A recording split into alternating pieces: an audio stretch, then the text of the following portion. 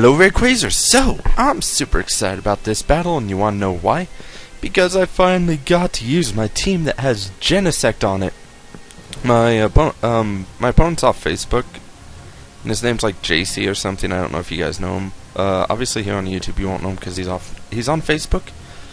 But in Facebook you guys might know him. So basically let's go through a bit of backstory for this team.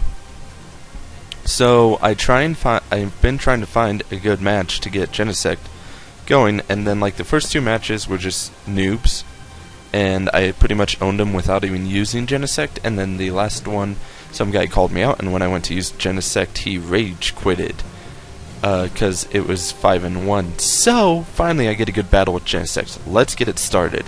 So his little trainer name is Tetrify, and I'm gonna lead off with my Deoxys D, kind of figuring maybe he's gonna lead off with Rotom Wash. Just a guess, predicted me lead off with Polytoad, and that's gonna be the case. He is running a Thunder Wave Rotom Wash, by the way. I haven't seen one of those in a long time. I mean, I guess it works to really kind of build momentum for yourself and not for your opponent, but wow, a little bit difference there. So now he's going to bring in his Ferrothorn, and I'm going to go for the Spikes as he goes for the Switch, obviously. And right here, I know I'm easily going to be faster than the Ferrothorn, so I'm going to go ahead and Taunt, because even at 25% speed, I am still faster than a Ferrothorn, because Ferrothorn is exceptionally slow, and so he isn't going to be able to get up his Stealth Rocks, which is fortunate for me. Very, very fortunate, really. And now he's going to switch out into his Gliscor right here. And I am going to go ahead and set up the Spikes. So now I have 1 Stealth Rocks and 2 layers of Spikes, so entry hazards on his side are not looking too good for him. And obviously I'm going to switch once I don't see that Toxic Orb, because I know it must be a boosting set, and thus I don't really want to deal with it. And right here, I'm not really sure why.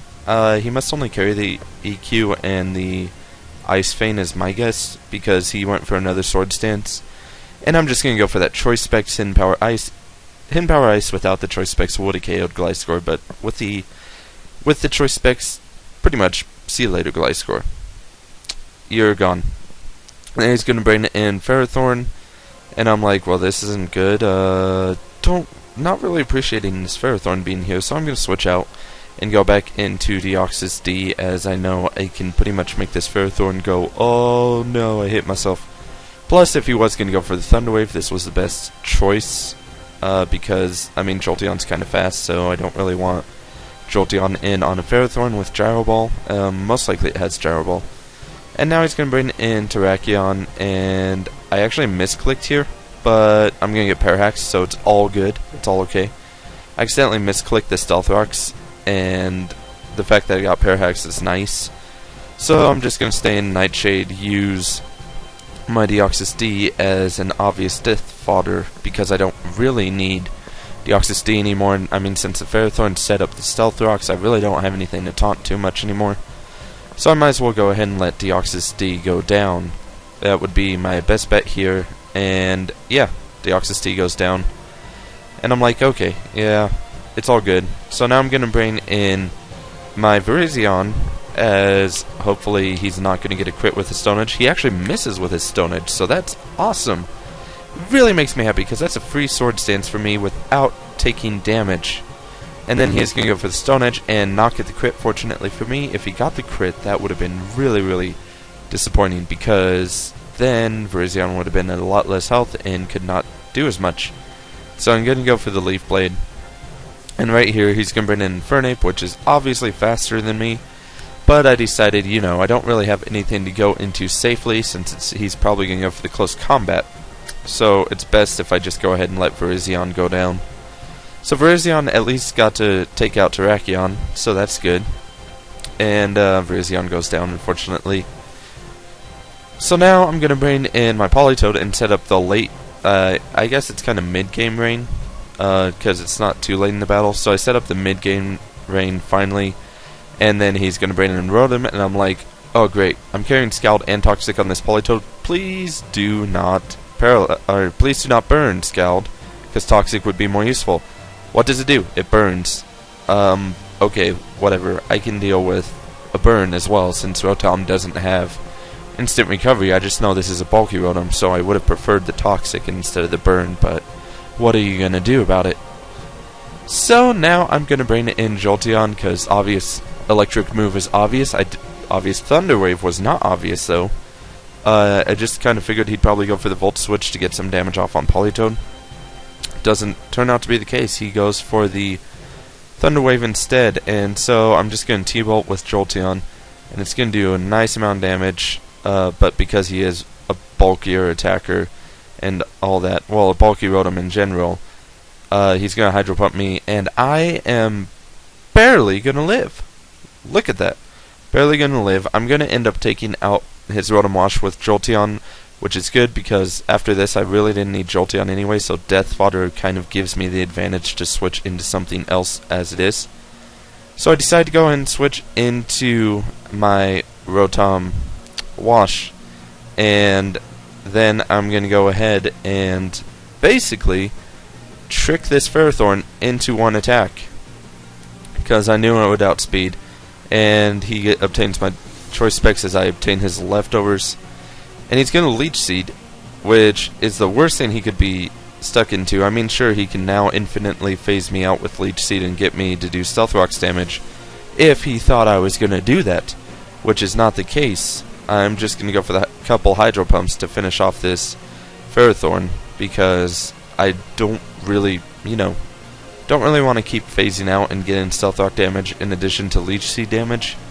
So I am going to go ahead and keep on Rotom Wash.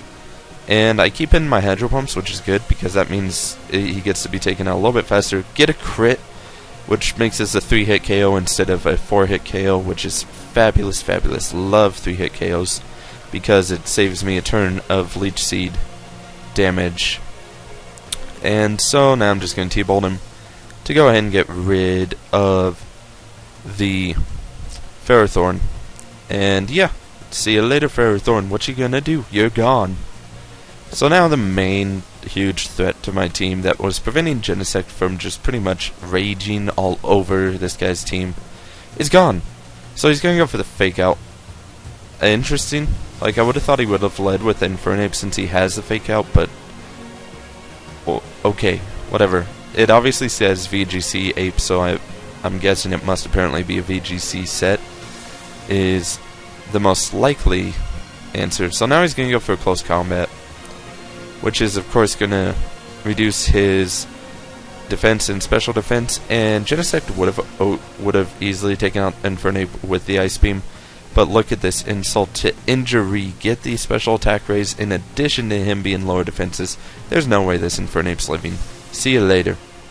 And basically, my Genesect is just going to finish off the rest of his team. So I finally got to use Genesect. That excites me a lot, because I've been trying to use Genesect and I just couldn't get an actual good quality battle. But this nice 2-0 battle right here pretty much, allows me to debut Genesect here on YouTube, which is great. And yeah, hope you guys liked it. Hope you guys enjoyed the fact that Genesect is used. I have now officially used all the new release stuff that came out with Black and White 2 now at this point, so that's awesome. That's pretty much all. So like, comment, and sub if you have not subbed already, and I appreciate the likes because they make me happy. Comments exceptionally make me happy.